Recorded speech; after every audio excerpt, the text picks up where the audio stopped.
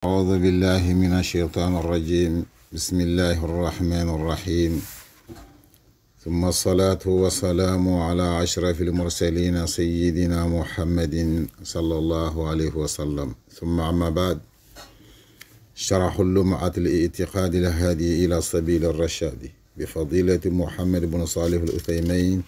رحمه الله. طيب كندنجيم بالله ودا آخرين كوني na sitin krimandano kunyi na kofoni kunyi na soni kara kunyi nkanenga jofeni seresu okunyi ndenganga akini ori kata hayelenki jumanko tanga ki kitabe barakante be khagadamu jumanga gamu 17 nefe mwanga ujuno ewa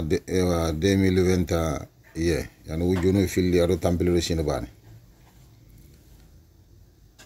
ken kota bane jatin daga gamu 10 deuxième mois nga wujune kamona khati tanna khati ndo sinon shiki gelle fare mbagan ka ko nga ya gene nangari makka nan daga medina igatin dang khati forogoye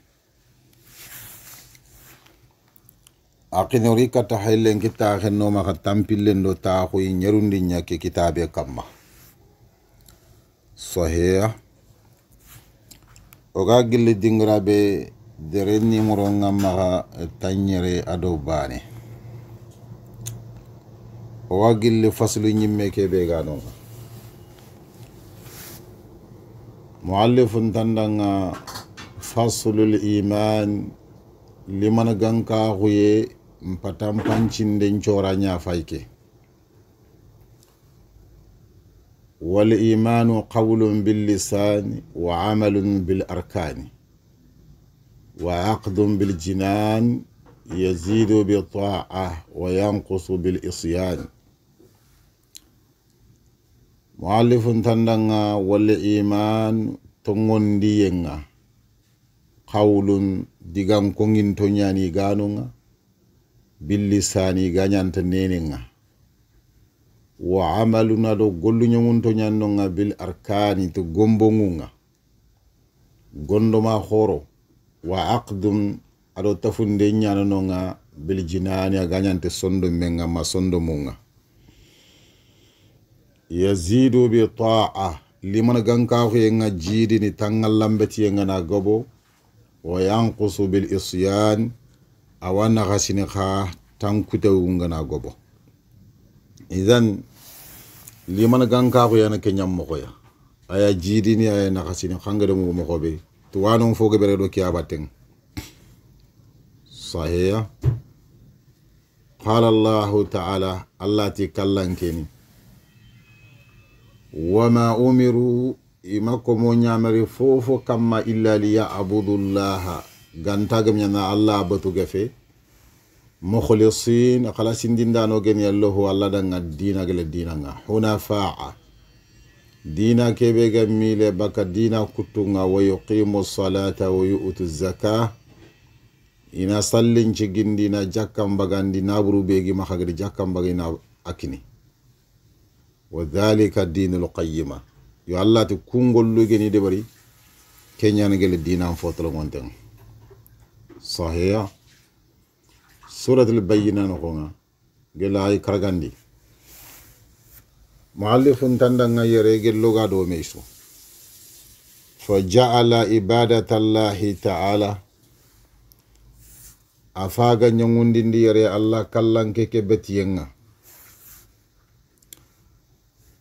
wa ikhlasul qalbi ado sondo meke khalasiyenga wa iqama as-salata duna sallin cigindi wa ita az-zakata duna jakkankini kullahu min ad-din afaga kusuko man to nyananti ina gele dina nyai kifa nam fona bi of qurela may woro nanti ikhana gele dina nyali sahih. Idan kumana ngatu ini aye ke no konga o gre aye ke besebo tayo kembre ke ta tandanga wa qala rasulullah allah farinti sallallahu alaihi wasallam kisiyendo tigande nga kamma الإيمان بضع وسبعون شعبة تونغوندي أغن اللي من غنكاخوية تنيري أدو فواني بضع ناوتو جلي سيكو ما كبو يقولون ناوتو باني كتكبو هو غاتين تامودو فو ولا كمبري كتغور فامو تنيري دو فواني شعبة نوني دو الحالة جني تنيري دو فو نوني نغال حالة جني اللي من غنكاخوية أعلاها يفوري جنتي شهادة أن لا إله إلا الله كن ننشيري بتي تونكا سنتنا بتي ينجي بطنا نفنا الله غفي وعدناها يفو مخيان قنتي إماطة الأذى نطورا مرجي ناوتو عن طريق بكا كلنا فجعل القول والعمل من الإيمان ساسا فارنغا دي سيكي عليه الصلاة والسلام أفاقر ديغا من دو قولنيا نانتي خانا قل اللي من غنكا خويني إنا قل تنغن دين دينا صحيح وقال الله تعالى الله تكلم كني فزادهم إيمانا الله دي جيدي اللي من غنكا خويا شوف كي عندو كوي نانتي اللي من غنكا خويا كا جيدينيا سورة آل عمران نوخو كمن دو تانيرن دو سيكاندي ate khadi li yazdadu imana kudina tallan jidi le malagan ka ko yankam surat al-fath no gela ay naqtande wa qala rasulullah allah farenti sallallahu alayhi wa sallam yakhruju minan nar ayabaka geleyim benga man qala la ilaha illa allah sarisu ganati tunka suntono ngabete ngi batara nafna allah ga fi kama bakim ben khatmana wa fi qalbihi ananya wa kamancondo menga mithqalu burratin funci bani lanyaraya aw khardalatin mat jaaje funceya aw dharratin mat makka funceya min al iman gel liman ganka ko yenga kenga an sondo menga anga bakka gel haranga yimbe no anta legarni anga bakka fa ja'alahu mutafadilan yere Allah subhanahu wa ta'ala limana ganka ko ke bagada khibaran ko faren pagadi limana ganka ko yenya ti diga me ke ya agan sondo menga fagadi nya fosire ya gade fosurun kutumpri mutafadilan nanya fofusun munten sahih kenga dangi muallifun tandanga ash-sharhu kene gelle khotto horgume ke adiga munga agadu kubeni ko tusuro mogiroga abangani nakada serebe ga asrahana kenni muhammad ibn salih al-uthaymeniya kembre keto faga mulla uthaymen gadu fube ko kudiga mu kamma gelle khotto horgume ke sofon kamma sahih agani abdullahi ato honga ne serebe yimi oda mako na khadanga tusro yo kono ato honna abdullahi ibn ahmad ibn muhammad ibn hanbali sahih kenga danga tandanga ash-sharhu kudigamu beni ga dangi sharhandu beni muhammad ibn salih al-uthaymin agadri kamma atandanga li iman liman ganka khuye al-imanu luqatan ignati tongondi arbun chafa khannenga at-tasdiqu kenina fonya tongondi nan sakhay kenya tokoni al-imanu wastilahan khogana daga tuwanu na khanche fengbanga ignata nanga liman ganka kuye qawlun diga menyani bil lisani aga ko ngentin noynenga wa amaluna do gollenyani bil arkani to gombo ngunga wa aqdun bil jinani ado tafundiana ganyante sondo munga sahih misalu al qawli diga me ke misale ngene fube nanti limana ganka ko nyante diga me ngata misale ngene kebe ya ko nenen na ko nanti man la ilaha illa allah nenen golle nya fay wa misalu al amal golle ke khamisalunga arruku'u kenna kurungul lagayenya wa mithalul aqdi gati tafundinde ke khasondon tafundinde ke al imanu billahi wa malaikatihi wa ghairi dhalika mimma yajibu itiqaduhu kenna nantogonta Allah ya ada malaikan nunga ado fube ga o kentaranga gelli kebe ya atafundenga wajibi haram remmen kamma silamin kamma mu'minin kamma kukundu muallifun da misalul liti kuro tafunde nyangal halanga adaga mogonga ana wase nyakamini soro maka soro na wase trompele sahih tayyibu akhini oraya sikikeya yo kembre onari giri khadanga gelli ojo finlandi ngalla gana kebe wori jokoya wana kenka ko surta gar kebe jopa fagar na jopa delilu nyai kete delilu beni gara batenga inshallah ebo ori katta haya gelle ojo finlandi noko to soro gare dati be ko hada kengani lengi jumanko tanga agam 17 9 mois nga 2021 akota ba ne jati nyirige ndage musliminin kasonga atammunga gelli sinen kas finlandi nga wujune ko mona kati tanna kati ndo sino sikkandenga kembre ogare digamu beni kona hadanga ojo fana kenye mere khenga dalilu beni gada batenga ya fa ka tandanga wad dalilu ala anna hadha huwa al iman dalile be ga yanantu kubeni sasa ogadi kunandanga ojo fana keno honanti kefini gelil man ganka ko yenyai قوله تعالى كن كتن كلن كن دغام الله تي وما عمروا الا ليعبدوا الله يمين يامري خنسو كم مغانتي گمنا الله بوتو كفي مخلصين خلاصين دينانو گن الله الله دغ دين اسلام غوندينا حنفاء ميلانو گنيا مانغ دينا كگني ميلانا يا بك دينا كوتونغا كنگن كسلاماخو ويقيم الصلاه ado soro ki di nyamari na sallen ciginde ni qur'an na ko na wari na sallen de bari wa yu'tu zakati na jakkan kini jakkan bakka nabure be agana jakka haqqi nyabaga wa dhalika dinul qayyima ku gona bugu yahi ando ko ngorde kunyimme mena dinanga asiginte gen delilen paykiya jahanu nanti diga meke ado liman ganga ko kebe agada sarahandanga nanti jaga jahanu ike fini dinanya afagada ayeli tamma suratul bayyana parce que ayente man wa dhalika dinul qayyima kunyi mena dina nga siginte gen donc nambeti alla da nambeti en qalsindi dina kebe mile baka dina kutu nga silama oke nan sallende bari kunyantu sufu nu nyai na jakkan kini kenne gele dina foti mantenya suratul bayyana gele ay karagandi فجعل الإخلاص أتكي آية نافاي الله فاغ نيونغوندي خلاصي ينيري والصلاة دو صليان والزكاة دو جاكان من الدين نانتا أنا قل الدين ناي إكفين الدين ناي كيدا نا سرين نانيو قولن دي برنا نانقول لكي خلاصين دي الله سبحانه وتعالى نانقول لين خلاصين دي ما غادي بريتو تخو ما غا جامو مورانو ما غا ينغا ما قرانو صحيح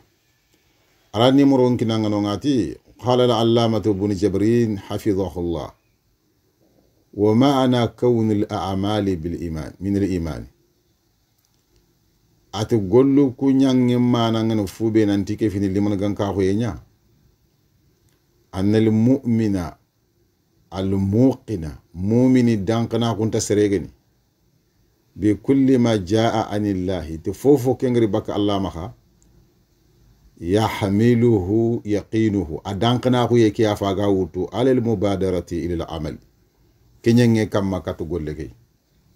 والله دانقنا هو يبيدو اللي من غانكا هو يبيغا مخدي أرو توحيدي كي بيغا مخا كنيا فاقاوتو كرماندو كرمانا أغا جوني نارو الله مبتي قولون كما صحيح كمبري كتا فتكونوا تلك الأعمال من الإيمان كنقولو بينا قدي دبري ساسا iyayin iga kefini gele limana ganka xuyenga iga kefini limana ganka xuyenga agana tongondeke wa dini ado dina ki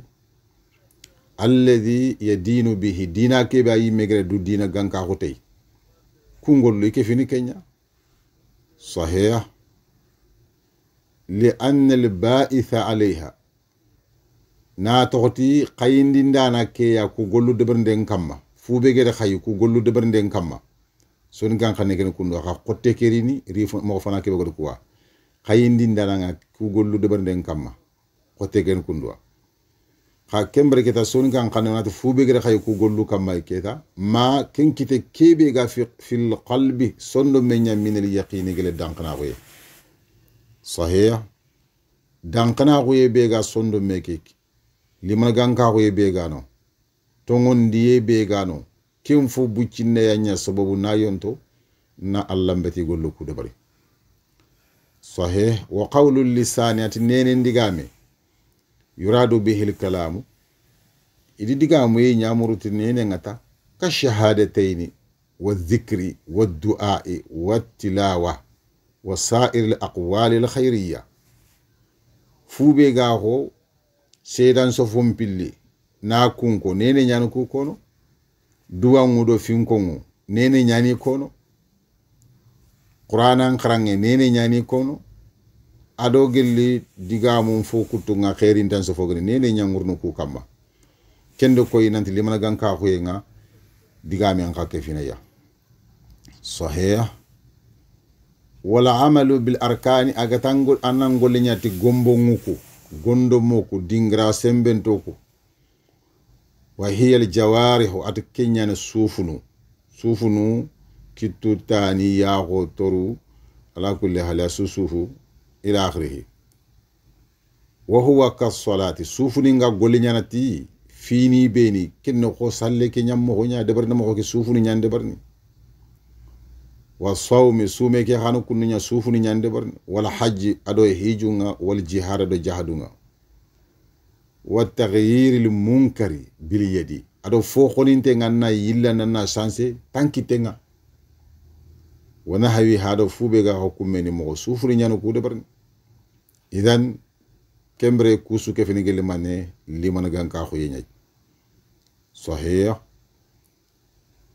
ati wala aqdu bil jinan tafundinde ke khato sondo menga ay bil qalbi sondo menyan yuradu bihi tasdiq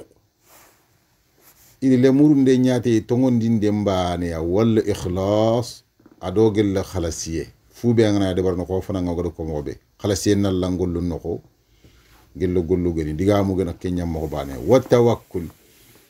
adona ngokile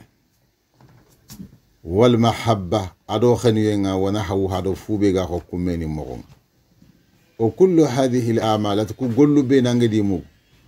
mim musammi al iman ina gelli liman ganka ko yento ko nyay liman ganka ko yento ko nyan kuy sahih لأنها من آثاره ناتوتو كوكندو كوغولو إنا جلي لمن غانكاكو يمباتي ناي تونغونديه توحيد nga aqida sobe nga seremmaha كوغولو إباكا نياماها كنغان تمخا لانتو كوغولو بغانديني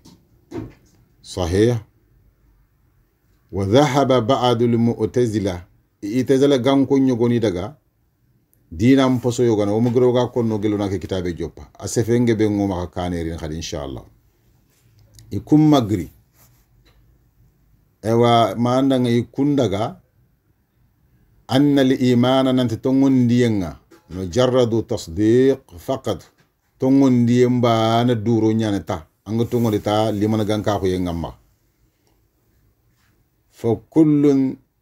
man sarewa saresu صدق الرسول عليه الصلاة والسلام غير فارين تونغون دي تنانت فارين يعني تونغون ين الله نخاي وإن لم يتبعه هرانغ مفارين باتو دونكو يكون مخال لمن غانكا خو ينغما كال يهود خو علي يهود موكي فهو مؤمن إتا كمان مؤمنين عندهم إتزال غانكون كم مخا هراغا ينغم بتي دي سخيتا نان تاودو يكون لمن غانكا خو نيما كينيان مخوا كيف أهل السنة والجماعة دونغون مخ صحيح كمبر وإن الجهمية جهمي غانكون خانوكو الإيمان لمن غانكا هو أجي خاما غنيام مغو بكنيا المعرفة بالله فقط أن تيتي الله باني أن تنت الله يا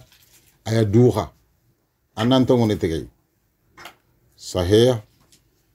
يكون مغا فو إبليس وفرعون دو فرعون والمشركون دو في اللي كيف سرقوا يمي واليهود والنصارى هذا اليهود والنصارى ونحوهم أدو فوبيني غاقو يكون مخونا مؤمنون كوسون تونغون ديندانو نياي كامل الإيمان عند الجهمية لمن غان كاغون فوتونغون تيان كوما خامني جهمي غان كان دينا كينوكو جهمي غان كان كيلي كينوكو دي كونو سرونيا يا مؤمنا كون فوتي مانتنغي مخا عجيب جدا ليه لأنهم يتكسروا بينانغي دي موساسا يقرون جهمي غان كنت كسر سبتين دنيا بوجود الله نانت الله يدو إذا سبتين نانت الله يدو كين خاكونا أنغد سبتين نانت الله يدو مؤمنين يانا ويؤمنون به ربا وخالقا يتكسر تونغون دنيا نتي الله يانا كمني كيانا تغاندين داناكي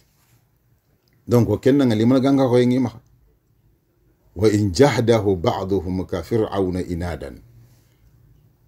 هراغنا يوغوني غنا نكريا ko firawuna kandun kota ko daga tay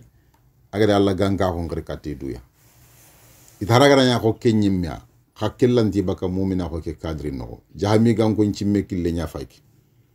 idina entre mo ko nya fayki sorobe ni gadi dina ke batte ida kille nya fayki akini kelante sirono al sunna wal jamaa ke mahadi sahih kenga dangati wa qalat al murji'a donc odi ala halama go keta gel jahami gango ngal halanga ogo dangi kebe sasa fo sire feti nafam tazala gango ngodi khibare mu jahami gango ngodi khibare mu sasa muallifum faga kore kati murji ata gango kha kusunu dinan qabile ni gado yudu ke leng har ke lengi khati al iman liman ganka ko ngene fube khama هو الإقرار باللسان كن سبتين دي نيات نيني غورنا كو تان نيني دون عقد القلب هرسون دو ميغا ماتف انيني غي كوتا هرانسون دو ميكي ما اتف تفوندي مو كوم فوس هانتيغا لمن غانغا كو ngam مخا مومني نيانغا إخا إشيمي مو كو نيافايكي فالمنافقون عندهم قال لوغر كي ديغامي فام يكون مخا نافقيني نافقيني كوبيني أهل السنة والجماعة قد كوبيني غير نافقيني كمبري مرجعة غانكم كم ماكيتا مؤمنون كنا تونغندي يموني باوني تماني لأنهم مقرون بألسنتهم يتيري سبتين دنيا تي إنينونا نانتي الله ونو فارنا فارنا دونك كمبري يكون قاسمينا نانتي مؤمنين يعني وهناك أقوال أخرى مؤلف تنا ديغانتني ونونغا ظاهرة البطلان ibon mbangante khore gani gelu kusro killenga aga talla yiruwe ndo faamu khore kinna ga fitu kubene godi ko sahih والدلالة آية البينة ظاهرة ati suratu bayina ayeke agani lam yakun alladhina ayeke bogara kharakam mukay atangana ke ngaye bana fay agare delile be ko delile mbangante yana khulli nyamante nya fofonte kenga mexe gani asuqul labante nya tawhidin dunke be sugana ke khara anga famunu gelu ku dinan kilugu muy ga sigre xebe ya anyi metala tongon fokul labana anna tawhidin muto kembre صحيح كمرة تنغ حيث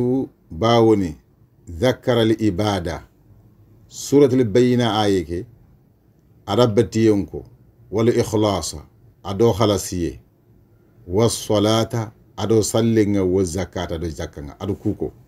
ثم قال كوكو نمبالي سورة البينة آيكي نواتماني وذلك الدين القيمة yo andu kungorde kuwane dina nga atelengon degena sigin degen suratul bayyina aya ke gelle aya karaganden wa dinu igati dina nga huwa al iman ken liman ganka ko yenyay agan damma ari dinan damma sahih wa hadha ka qawlihi sallallahu alaihi wasallam gelogde al hal nim pamu muallifun tan ke kundu aya ko faren diga men fi hadith jibril al mashhur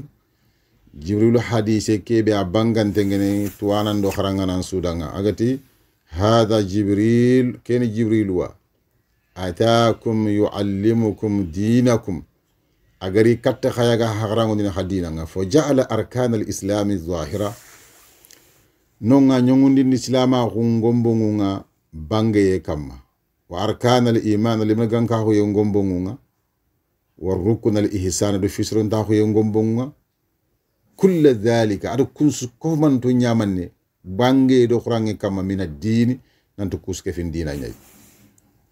sahih atandanga kudigamu kundiri gilla ta'liqat kitabun nokonga kitabe nyoga gar ta'liqat no bare nako kudigamu surino idan serebe gamul Allah kontinna ta'liqu kitabe mbattinga khad kudigal la manar to maka keddingara kundu sahih kembre ke to na daga do awa kamumbanga o ganyi dingra be wa qala an-nabiy wa an-nabiti sallallahu alaihi wasallam kisiendo tigandenga kamma al imanu bid'un wa sab'una shu'ba liman ganka huye ayagani tongondiye angantatu ate tanyere ado fo ala hala nyani alaha e fawriginte imatatul adha kenena tora mutu yo alaha e fawriginte shahadatu an la ilaha illallah kenena shedan shofo nyako wa adna hay fo ma yankante imatatul adha an tariq kenena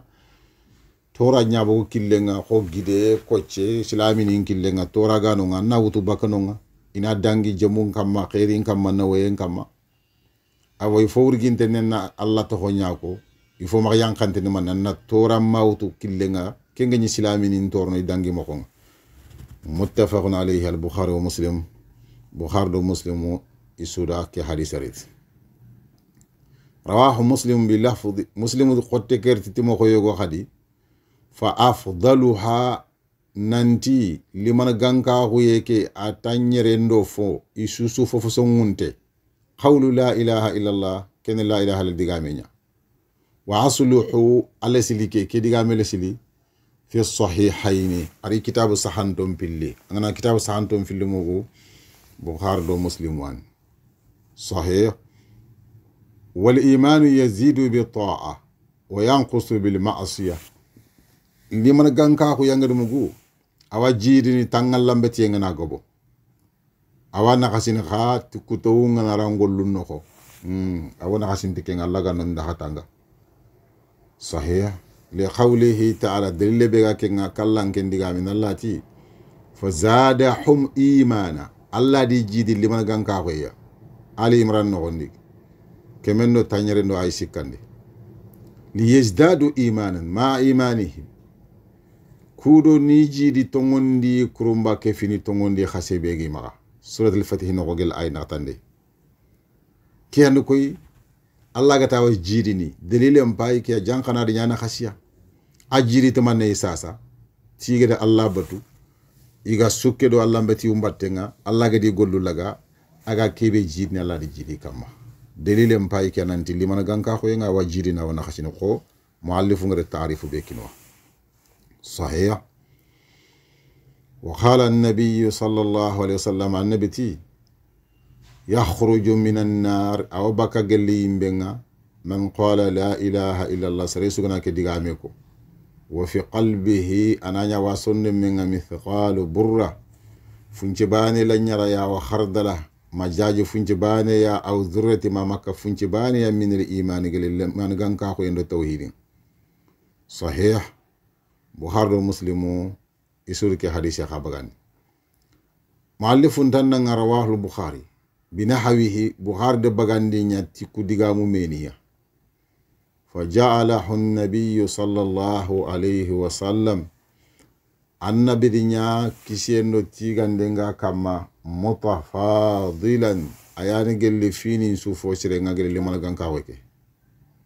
wa idha thabatat ziyadatuhu gella jidi yengana sabati keta limal ganka ko yenga gella jidi yengana sabati kwaga sabati ti dalilu be nangadi mugo sasa thabata naqsuhu ana khasiyen khasabatinya delle ke fakiya yo gellaga jidi ti Allah mbeti nya ya wana khasin tallan kutenga gelle jide ke ga saha haraga na khase ke kala magam ramma qur'ani se feke fado kenya khajide ke ken diga mo andi mo godi ayun kuranda nan taw jidin afaga kenya ko inan at kenken ga sebeti nan taw jidini ana sebetan ndanga nanti awana khasine khay sahih كانت عندنا وإذا ثبتت زيادته أجيدي أنا سبتي ثبت نقصه أنا خسينها أو سبتني صحيح لأن من لازم الزيادة أوجل لي جيدي مفو لجمي غنكا خويه أن يكون المزيد عليه ناقصا جيدي فونغا نانا كما naqsana ya an zaidi bak jido sado bul dangironga qotti legere kebe har soge nyoto wa idha thabatat ziyadatuhu taw tani sakina nyani odinya thabata naqsuhu harsa kemra Allah wanyani keda diga mengri muannas nya kanati thabat naqsuhu taw tani sakina nanya tawki anna wasenyana wa filunga khana nya filma do ko mo thabata naqsuhu بصيغة المذكر ونواسا نكين ونيا ماني بصيغة المؤنث يقرا قندلي يو ثبت نقصه برفع صاد نقصه انا غسين ثبتي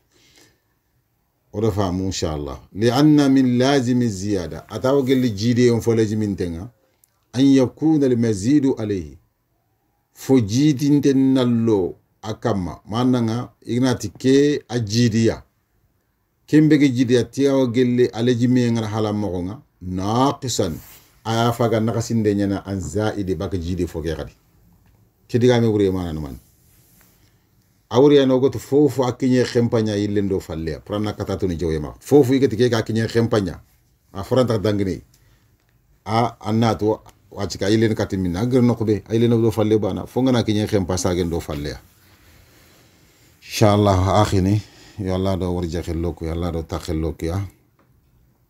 wadu ngana majmu'an sudan Allah ganna legari mo serenya arna kisiro tangenya na hajirin do hamini njara Allah to korndo yimene ko do ngana suda